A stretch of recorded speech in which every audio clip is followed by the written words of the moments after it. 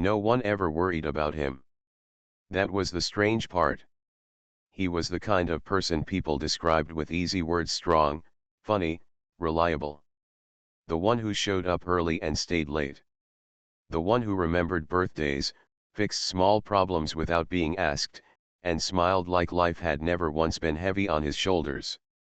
His smile was convincing. Practiced, even. It reached his lips quickly and stayed there just long enough to make others comfortable.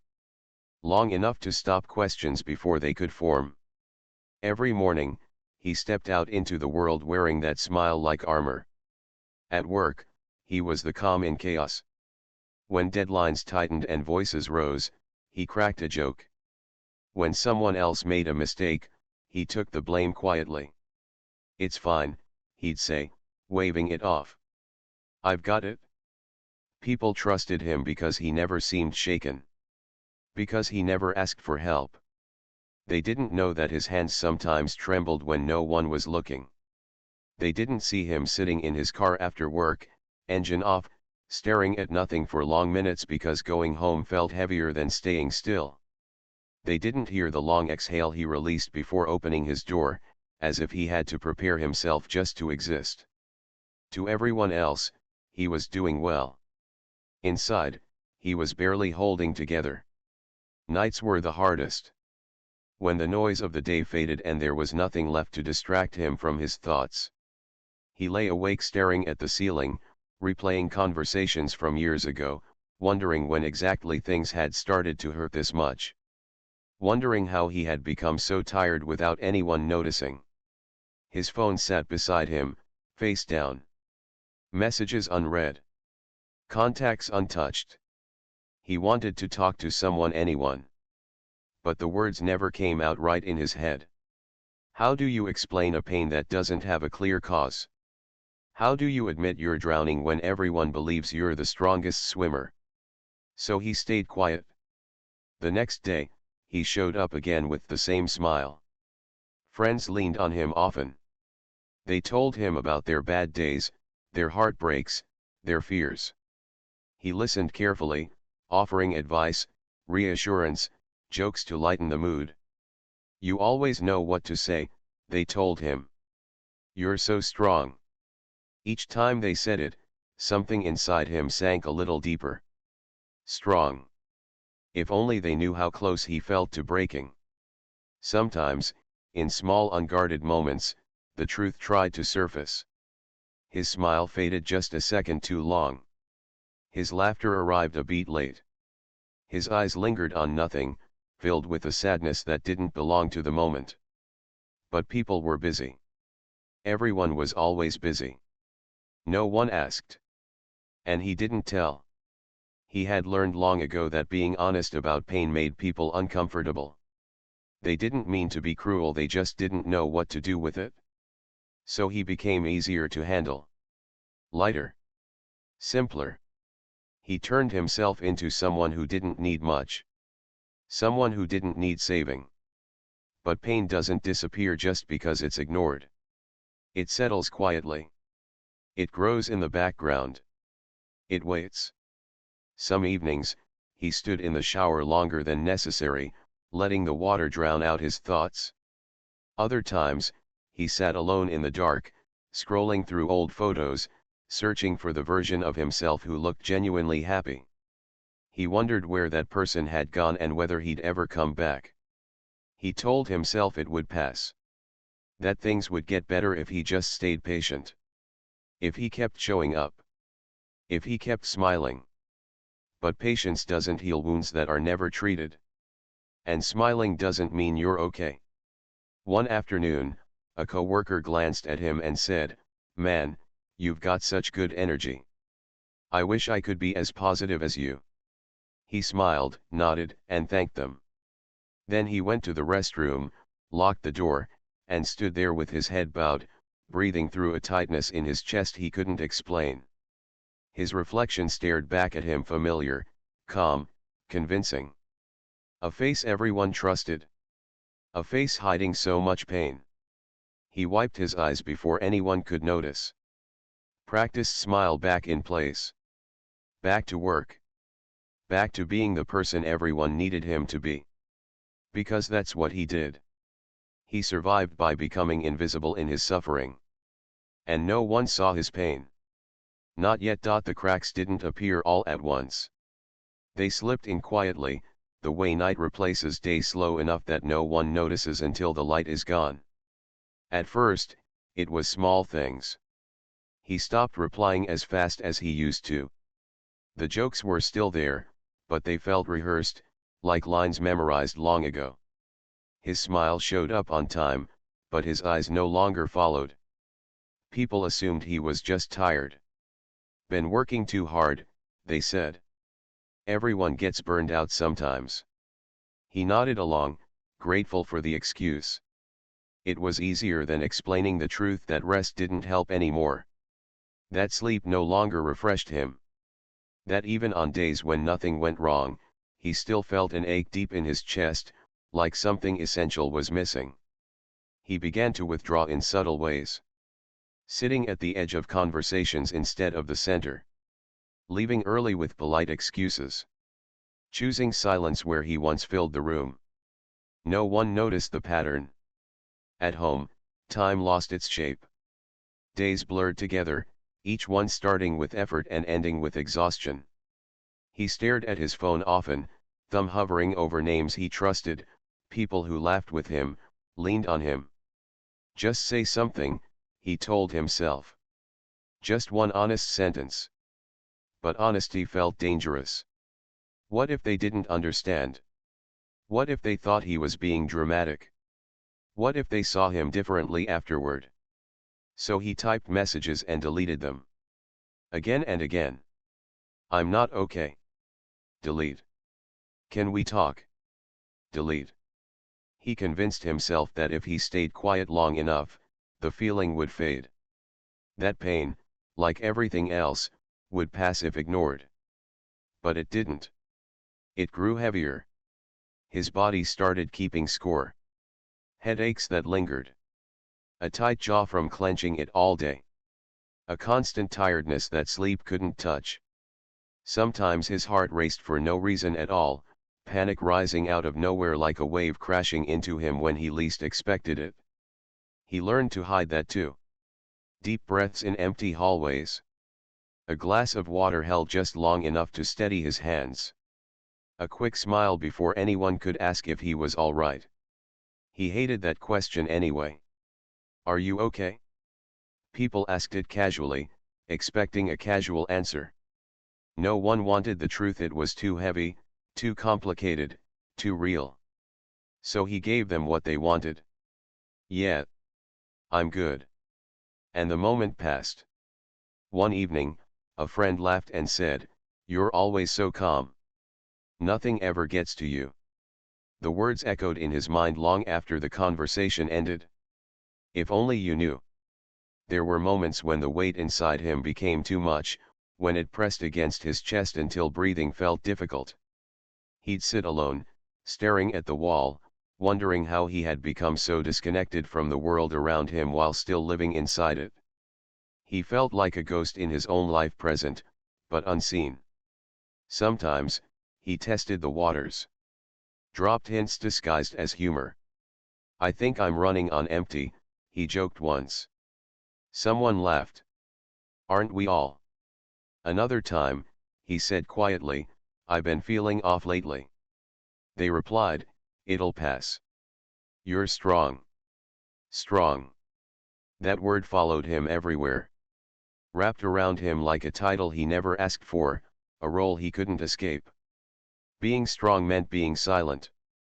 Being strong meant carrying more than your share and never setting it down.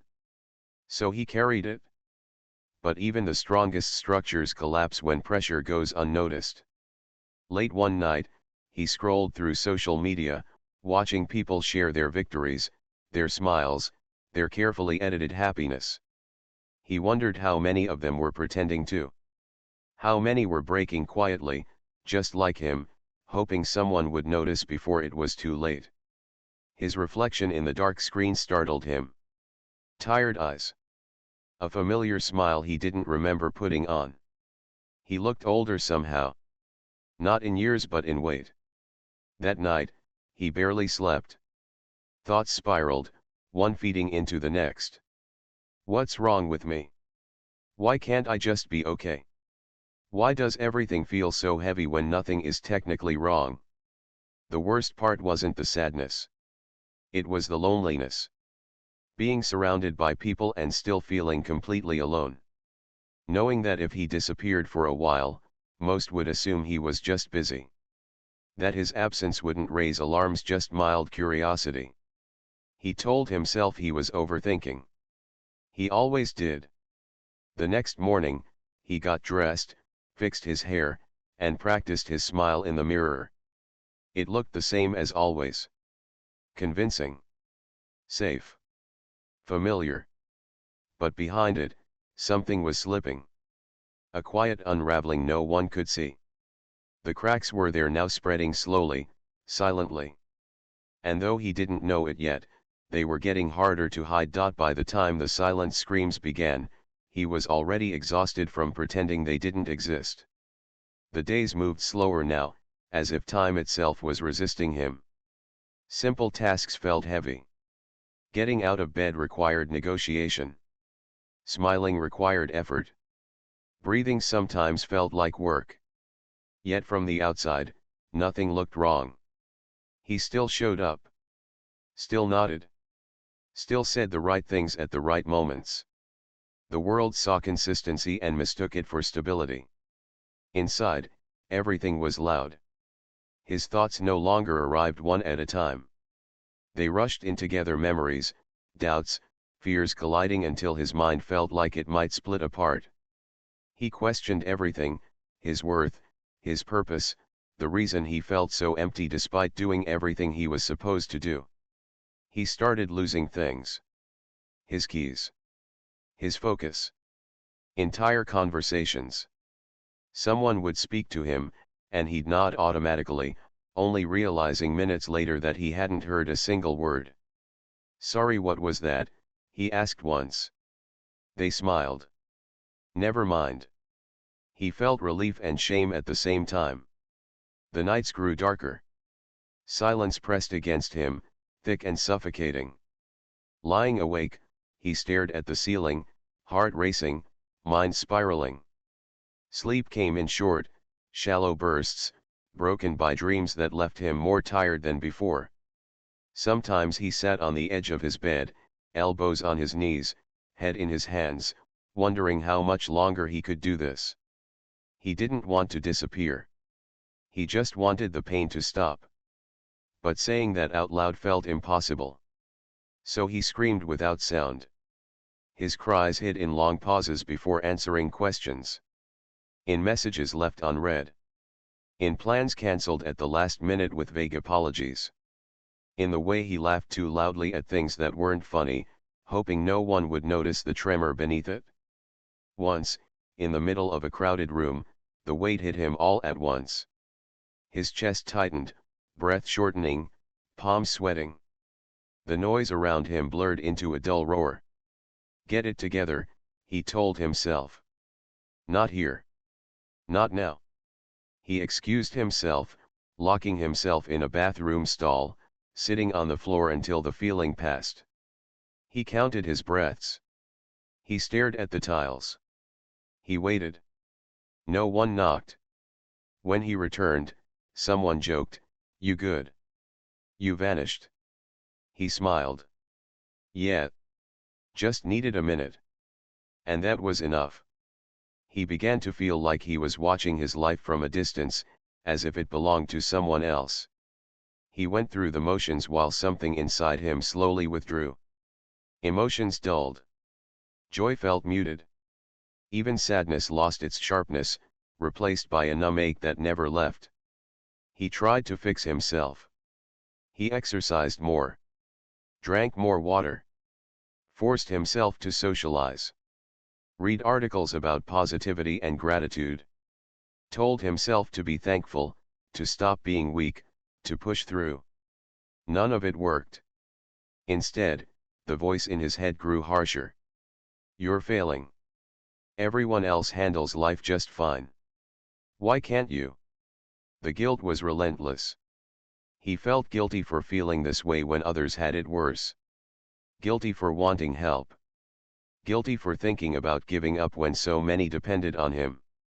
So he stayed silent. But silence has a cost.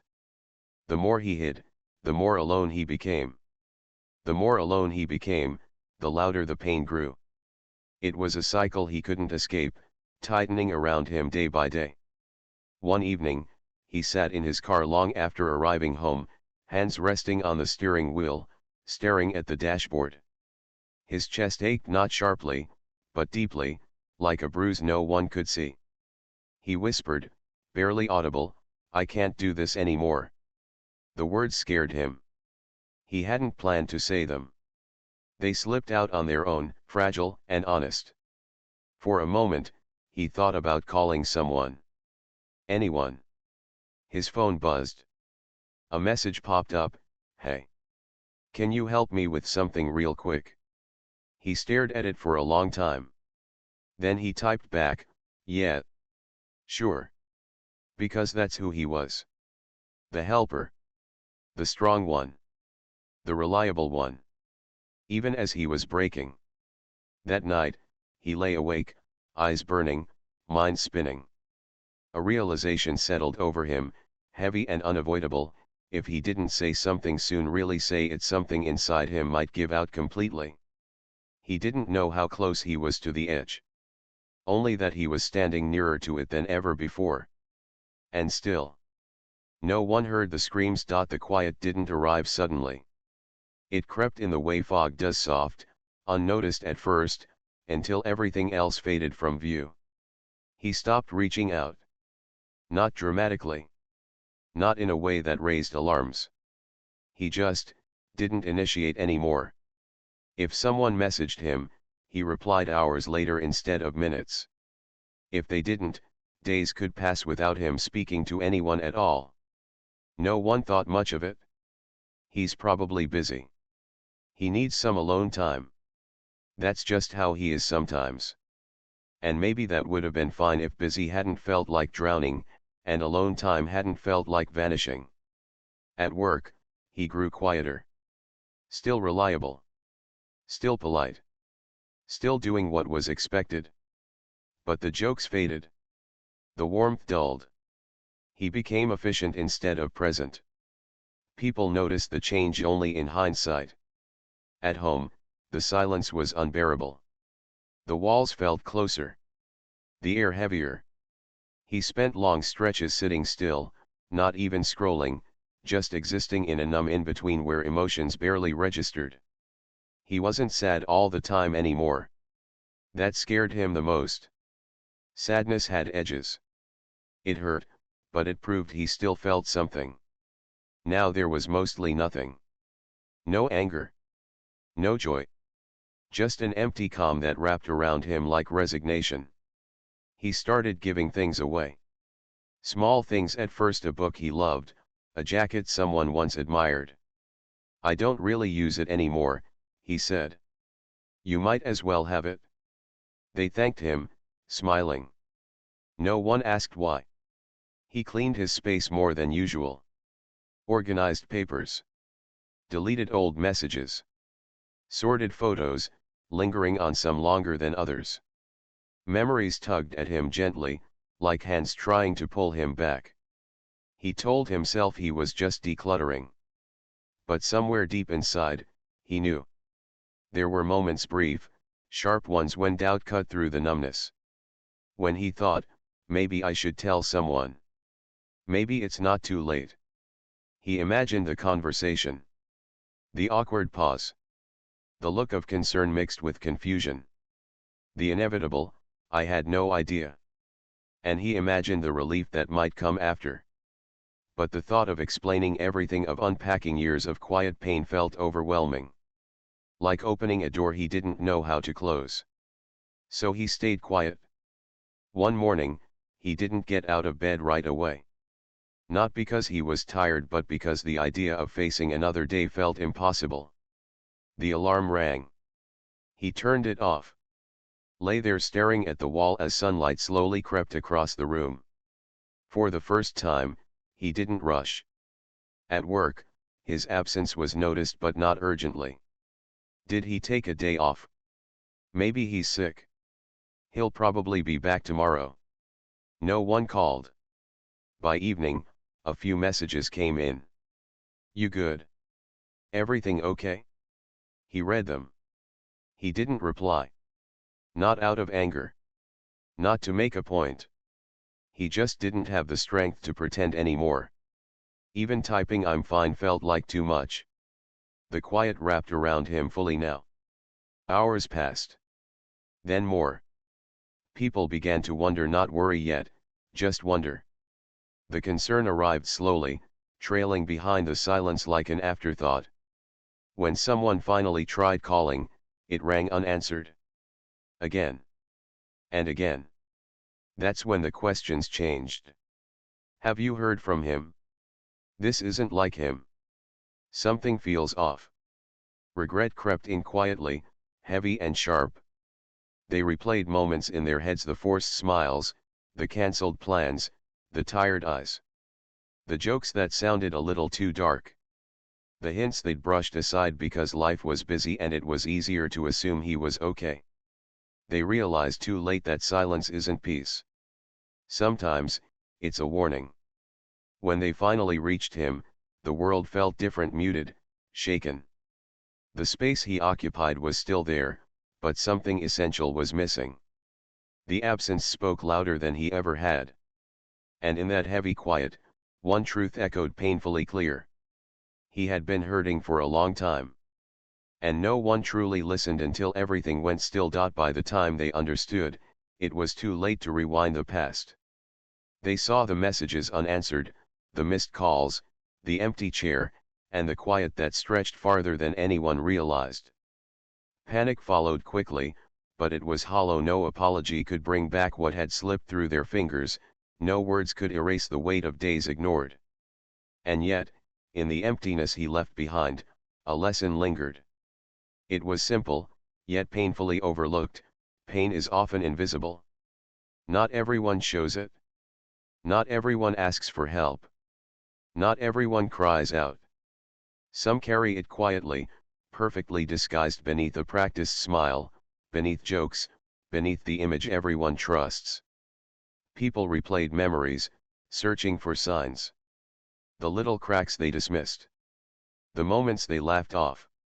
The words he tried to whisper in jokes and half smiles. They realized then that he had been speaking all along, just in ways they weren't willing to hear. They remembered how he always listened, how he always gave, how he held space for everyone else's pain. How strong he seemed. How capable. How unshakable. And now, the truth hit harder than grief alone. Strength can hide fragility. Reliance can hide exhaustion. Even the brightest souls can be quietly struggling. They began to talk about him, not just to mourn, but to understand. To examine their own blind spots. To admit that they had been too busy, too distracted, or too hesitant to notice. To promise themselves they would listen better in the future, to ask the hard questions, to notice the cracks before it's too late. He had left a mark not just on the hearts of those who knew him, but on the way they would treat the people around them forever after. Sometimes the reminder is harsh. Sometimes it is tragic. But it is necessary. He taught them, even in absence, that empathy is not passive. It is active. It requires attention, patience, and courage. That caring means asking the uncomfortable questions. That love is not only shown in words, but in presence, in noticing, in truly seeing. And though regret lingered, slowly, it transformed into resolve. The lesson he left was clear: never assume someone is fine just because they say they are. Never ignore a quiet struggle. Never wait for signs that may come too late.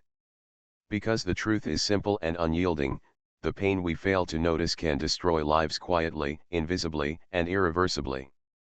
He had suffered in silence, but the world that remained had no excuse. They never saw his pain until it was too late. But now, at least, they would see others. The end.